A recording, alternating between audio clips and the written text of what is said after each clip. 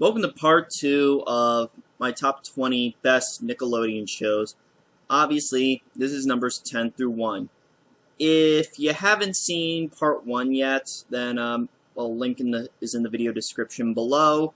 Check it out, and well, if you've already checked it out, great. If you don't care about what's in part 1, excuse me, then sure, why not? Because let's start right now. I really liked My Life as a Teenage Robot. It was quite a neat show. Now, what's it about? Well, it's about this teenage robot girl named Jenny, or, well, the name that her mom, Dr. Wakeman, gave her, XJ9. Now, why 9? Well, spoilers. Jenny later discovers that, well, there's XJs 1 through 8. That, well, her mom made many years ago before she finally made Jenny. And well, Jenny, she really acts like a teenager. Dr. Wakeman, yeah, her goal was, make a teenage robot. She really succeeded. Maybe a little too much since she does have a bit of an attitude, but, not bad. Jenny does have friends. There's Brad and then his little brother Tuck. And she does, fall madly in love with a boy at school whose name I can't remember, but he's some rich douchebag that, well, would probably not give a shit about you. That's kind of creepy, but then again, Transformers had that, the girl who loved Power Glide. But actually, this situation is more like the girl who liked Power Glide, like an advanced version of that. But anyway, they do have some misadventures, and mostly it's Jenny fighting like this league of evil robots known as the Cluster. There's also the douchebags at Skyway Patrol, and random ass aliens that come from other planets. And well, the creator of the show, Rob Renzetti, you might notice the animation style looks awfully familiar, like some from Powerpuff Girls and Dexter's Lab. Well, Rob Renzetti, I can't talk. He also worked on like shows that Lauren Foss, Craig McCracken, and Gendy Tartakovsky have touched. So that's why the animation style looks similar to what they did. Because, well, he worked on most of their shows. Not all of them. But either way, My Life as a Teenage Robot, it's a really good series as robots. And, well, shows that even a girl robot can have a good cartoon. Now, some of you might be thinking, oh, you totally trashed Johnny Test, but you're gonna let this show slide? Oh, you're full of bullshit, man. Hear me out. Johnny Test is an exact ripoff of Dexter's Lab. Jimmy Neutron is more of a variation. I mean, yeah, the smart kid is a tiny guy, and he's got a lab. And he's also fucking smart. But really, that's where the comparisons end. Jimmy Neutron is an only child. He has friends that he hangs out with all the time. People know about his lab, and, well, it's very secret, too. And, well, Jimmy's also not a whiny little bitch.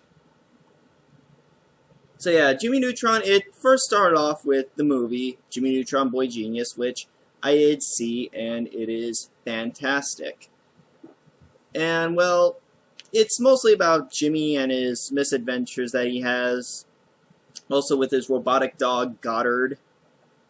And he does also have his kind and loving parents, and good friends of his, Sheen, who is into Ultra Lord, who is the superhero thing that they made up, and Carl, who's more of the nerdy fat kid.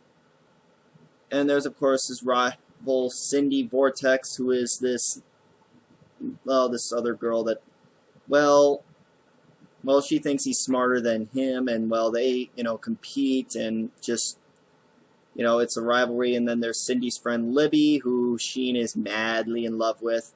And Carl is madly in love with Jimmy's mom, but that's kind of disturbing.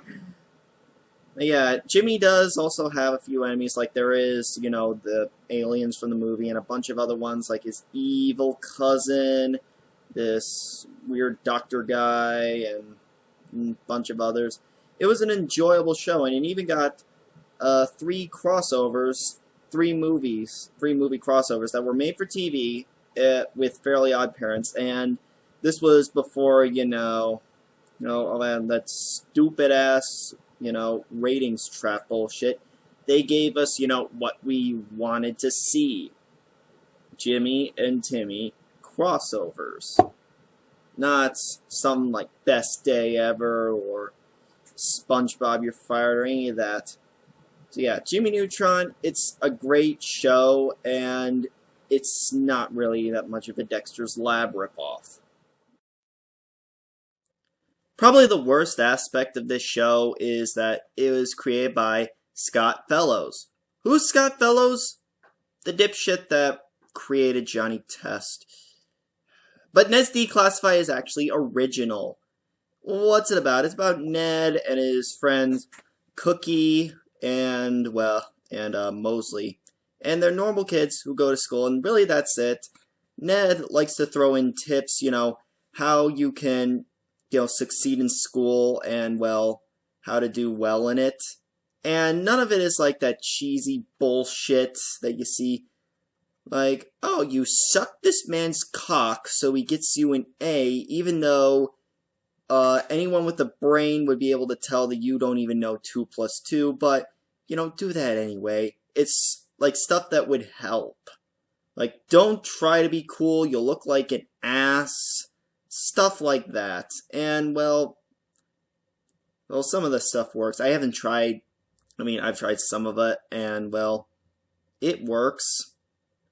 I haven't tried all of it, because, I'm not that kind of person. But yeah, it's, some misadventures. Cookie is the high-tech guy. He even converted his glasses to also be a computer. And he's also got a printer in his ass. I don't know why, it just does. And Mosley, she's kind of the girl, but she's not, like, incredibly bland. She, serves a purpose. She's a little, kind of like a tomboy, since, she also likes to do boy things as well. And, the show, it was one of the last Nick shows to just be about normal kids, and, you could connect to this stuff. The problems that they have, like douchey teachers, or hall monitors, or the list goes on. Ned's Declassified knew how to connect with you, and, they actually probably knew what it was like to be you. So, after going off the 2 spin-offs the show has had, it's time to finally talk about All That. What's All That? Well, it's kind of like a more kid-friendly version of Saturday Night Live, and, had actual funny writing. I did like the skits in it. It was quite a funny show, and they did, it had similar elements to Saturday Night Live, especially for the fact that, they had a musical guest as well. And, it's also where Kenan Thompson, Kel Mitchell, and Amanda Bynes got their careers started. And, overall, it was an enjoyable experience. And, I'm kind of glad it's not around anymore, because Nick probably would make it into just the most unfunny show ever today. This is the 3rd show that's currently on Nickelodeon that you should only support, besides the other 2 mentioned in Part 1. Teenage Mutant Ninja Turtles, it's a new take on the Ninja Turtles, and, it stars the 4 Ninja Turtles: Leonardo, Donatello, Michelangelo, and Raphael, and Master Splinter. And, they have to fight Shredder and the Krang, and, it's quite an enjoyable show. There are a few changes here and there, like April no longer has that yellow jumpsuit, which makes sense, and she's also in high school. And also, Donatello really loves her. Yeah, kinda creepy, but, at least Casey Jones is there to, well, kind of be some love competition for Donatello. Well, Casey made it in season 2. There's also, they also fight the Shredder and the Krang, and there's even nods to the old show, like Metalhead, for instance, and those mutated turtles that are like monstrous doppelgangers of the Turtles. And, well, no Bebop and Rocksteady, but you got Dog Pound and Fish Face. It seems that every time there's a new Ninja Turtle show, there's always a new duo to replace Bebop and Rocksteady, which something I always liked about Ninja Turtles. It's familiar, but it's still fresh and new. And there's a bunch of other mutants, Snakeweed, Spider Bites, so many more. And, well, the CGI animation, I'm fine with it. It suits the Ninja Turtles, I think. And the show, it's definitely something Nickelodeon's gotten right, which is very rare nowadays. So yeah, that's one for the Heroes in a Half Shell, Turtle Power. Ren and Stimpy is one of those crazy cartoons. One that knows how to do gross out humor and doesn't fuck it up upon arrival. So what's Ren and Stimpy about? Well, it's about this chihuahua named Ren. You idiot! Oh no, wait, that's Dexter. Both of them kind of sound the same. Just Dexter sounded a little more German. And Stimpy, who's this fat cat thing. Although, he looks more like a bean. It looks like a bean and a cat fused together.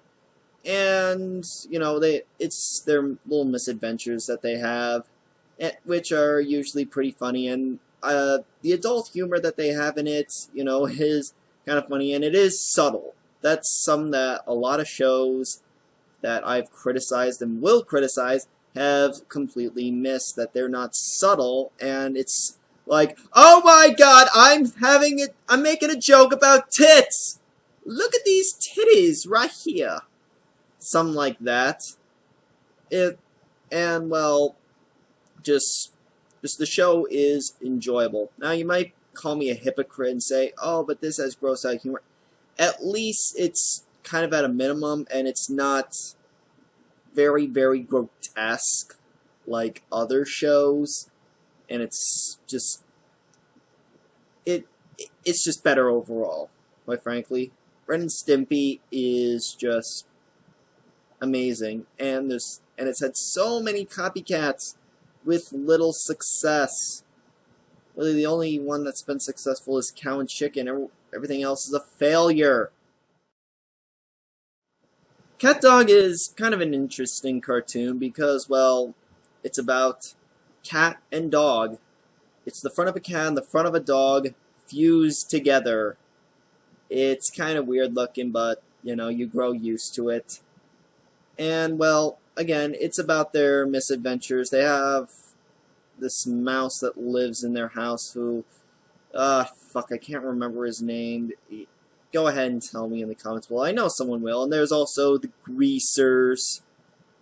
And, well, this little squirrel thing that's always following him around. The rabbit guy who says you always need a license for something new.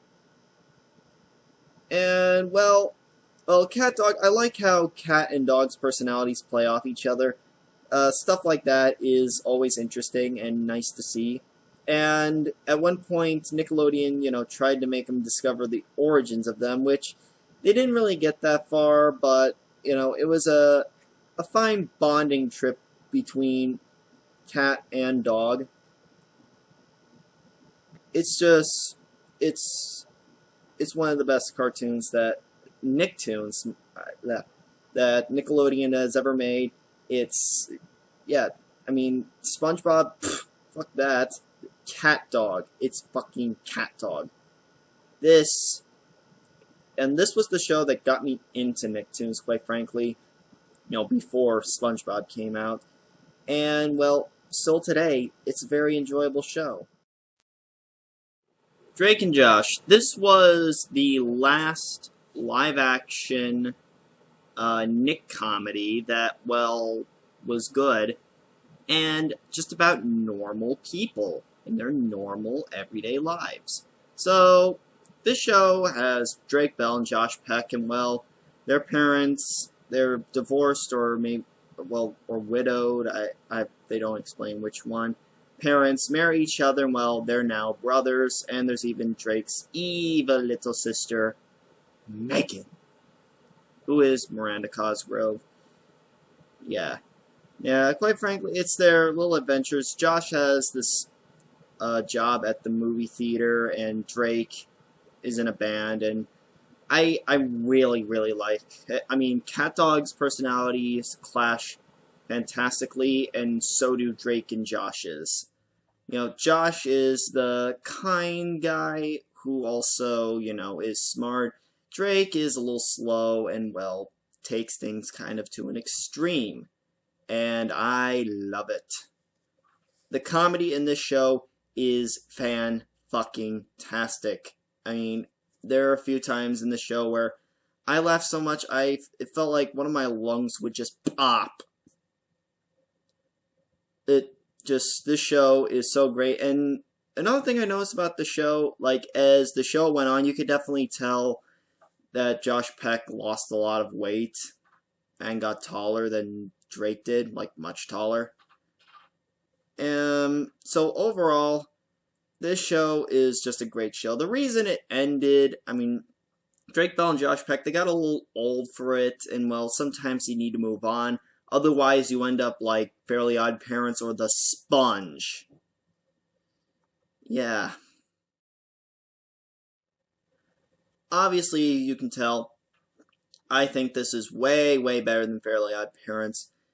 It takes, you know, sci-fi elements and stuff that you would find in like Power Rangers, or well, more like Kamen Rider, since there's only one hero, and you know, basic comic book superheroes. So what's it about? What's Danny Phantom about? Well, it's about this teenage kid named Danny Fenton, not Phantom. Phantom, since well, he is part ghost. Well, what happens? Well, the intro explains it. Danny Phantom was 14 when his parents built a very strange machine. It was designed to view a world unseen, and they tried to make it work, and both of his parents just gave up. Then Danny took a look inside the machine. He hit a button, and well, his molecules and a bunch of ghost stuff were fused together, and well, he's now half human, half ghost. You know, a phantom. Yeah, and Danny does also have friends. Tucker, who is a tech geek, and Sam, who's kind of like a punk girl somewhat. Kind of like anime versions of Cookie and Mosley, except a less nerdy Cookie and a much more badass looking Mosley, quite frankly. And well, Danny, he has to, you know, battle all these types of ghosts that, you know, have their own personalities and, you know, different things, and the characters very, very complex, and that's very beneficial to the show.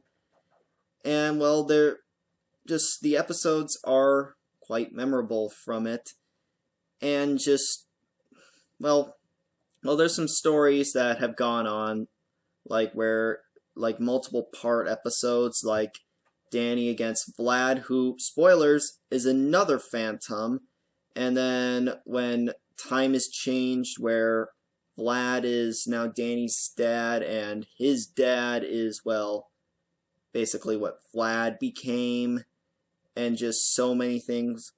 One of his clones, Danielle, Danny with an I, and when Danny's memory was wiped, and well, when they had to make him a phantom again, and that's how he got the symbol on his chest. It's just the best written Butch Hartman show of all time. Now, what could top Danny Phantom? Let's be honest, you know what it is. I mean, if you don't, then you live under a rock, or you're just stupid. Avatar: The Last Airbender is the best Nickelodeon show ever made. So, what's it about? Well, it starts off with these two waterbenders in the South Pole, Katara and her brother Sokka, who find this giant ball of ice and find that there's this bald kid in it and this weird bison-like thing. And, well, it's this kid named Aang who is the last Airbender since, well, the Airbenders were kind of wiped out. They no longer exist. And Appa is Aang's trusty steed, a flying bison, which is like a... it's a different kind of bison. And, well, Katara and Sokka help Aang become the Avatar. Why? Because the Fire Nation, well, it's led by a tyrant, and they now rules the world. And the Avatar is the only one that can restore peace and balance. The Avatar is the master of all four elements: water, earth, fire, and air. But when Earth needed him most, he vanished. And, well, it's quite a complex story of how, Aang masters it, and, background on all the characters, even the antagonists like Prince Zuko, and, well, and Azula. And, well, in the first book, or, well, season, Aang masters, the art of waterbending. He's taught by, many people, including, Sokka and Katara. And then the next season, he, masters the element of earth, and then joined by Toph and Suki. And then the last one, fire. And in the last few episodes, well, yeah, I'm sure, I can't remember. It's been a while since I've seen the last few episodes of Last Airbender. But Aang goes up against the Fire Lord, who, before, his face was never shown. It's like Dr. Claw from Inspector Gadget. And when we do see him, he looks like quite the tyrant. It's just quite a nice show. It showed that Nickelodeon really could do action. And, well, it was so good, it even got its own spin-off, Legend of Korra. Just, Avatar shows how good Nickelodeon can be. And unfortunately, Nickelodeon has not been able to even be nowhere near as good as Avatar, not even as good as Rugrats or any other their great shows. So yeah, that is the end of the best Nickelodeon shows countdown. So yeah, make sure to subscribe, share, don't forget to comment and like. And next week, the worst shows that Nickelodeon has ever aired. It's gonna be quite a wild fucking ride. See you then.